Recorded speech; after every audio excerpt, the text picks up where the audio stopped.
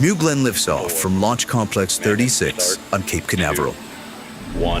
7 BE-4 engines will ignite and propel the rocket upward with over 3.8 million pounds of thrust, or roughly 17,000 kilonewtons.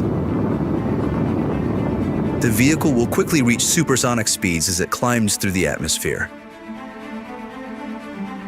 As the rocket ascends, it will encounter maximum aerodynamic pressure, known as max Q, at around 40,000 feet, or 12 kilometers.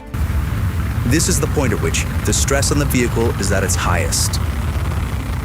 Around 3 minutes into the flight, the vehicle will turn off its engines, marking the end of the boost phase. Shortly after, the reusable first stage will separate and begin its journey back to Earth. 2 BE-3U engines on the second stage will ignite and propel it onward into orbit with the payload. The reusable booster reorients in the vacuum of space using its reaction control system. At 220,000 feet, or 67 kilometers, it executes an exo-atmospheric deceleration burn using its center 3 engines. These engines gimbal for maximum control of the booster. This burn slows the vehicle down before re-entering the atmosphere. As it descends, the booster's strakes and fins work together to slow it down and guide it autonomously back to Earth, landing on a vessel at sea.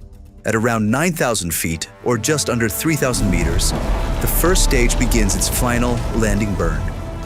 The 3 middle engines will light for 20 seconds, slowing the vehicle in preparation for the final descent. The 2 outer engines will turn off, and the center engine will execute the final controlled maneuver onto the landing platform.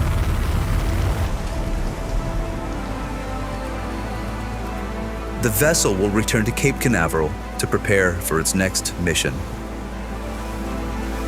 Meanwhile, in space, the second stage will continue to power the payload towards its final orbit.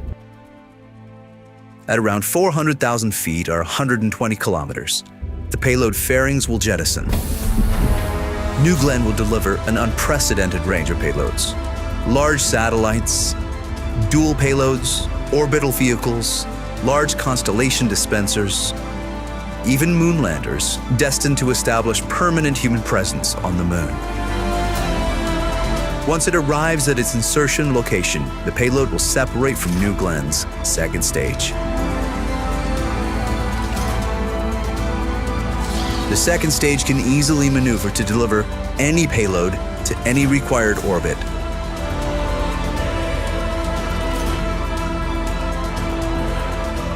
This is New Glenn. This is how we will build a road to space.